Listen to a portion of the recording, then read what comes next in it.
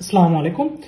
আপনারা ইংলিশে স্পোকেনে যদি ভালো করতে চান, সবার আগে আপনাদের যে জিনিসটা দরকার সেটা হচ্ছে প্রনাউন্সিয়েশন ক্লিয়ার করা। আপনি যদি সঠিকভাবে প্রনাউন্সিয়েশন করতে পারেন তাহলে আপনি সঠিকভাবে যে কোনো স্পোকেনে ভালো একটা স্কোর করতে পারবেন। অথবা আপনার এটা শুধুমাত্র আপনার ক্যারিয়ারে যে আসলে লাগবে তা না, এইটা আপনার নিজেকে মানুষের কাছে রিপ্রেজেন্ট করার ক্ষেত্রে অনেক বেশি পরিমাণ হেল্প করবে।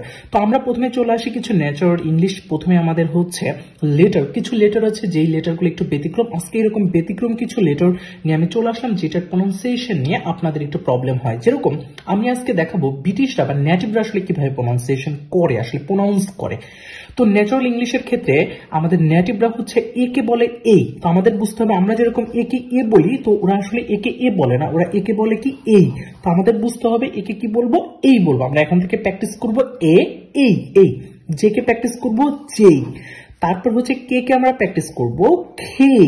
আমরা কে দিয়ে যখন কোনো ওয়ার্ড বানাবো তখন আমরা সেটাকে খেই বলবো, মানে আমরা কে উচ্চারণটাকে খেই উচ্চারণ করব।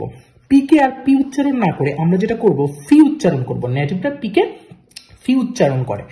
কিউ কে আমরা কিউ কে আমরা মোটামুটি হচ্ছে কিউ বলি। আমরা কি বলি, আমরা বলি হচ্ছে কিউ। কিউ উচ্চারণ না করে আমরা ককে বলবো হচ্ছে খ। তো আমরা আজকে থেকে আমরা কি আর কখনোই কিউ বলবো না, আমরা বলবো হচ্ছে কিউ। তো তাহলে নেটিভদের মতো আমরা যে কোনো ওয়ার্ডের প্রনাউন্স করতে পারবো, অথবা আমরা তাদের মতো করে আসলে বলতে পারবো।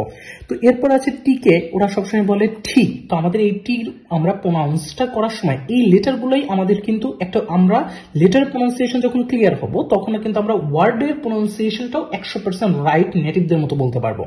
তো ডাবল আমরা দেখা যায় কি এটাকে অনেক সময় আমরা ডাব্লিউ বলি, তো এটাকে নেটিভটা বলা হয় ডাবল ইউ। তো এই কয়েকটা হচ্ছে আমাদের ব্যতিক্রম, এবং যেইগুলোর প্রনাউন্সিয়েশনটা বা প্রনাউন্সটা নেটিভটা একটু ব্যতিক্রম ভাবে করে। তো আমরা লিসেনিং এর ক্ষেত্রে প্রনাউন্সিয়েশন বোঝার ক্ষেত্রেও এই কয়েকটা লেটার প্রনাউন্সিয়েশন আপনাদের খুবই হেল্প করবে।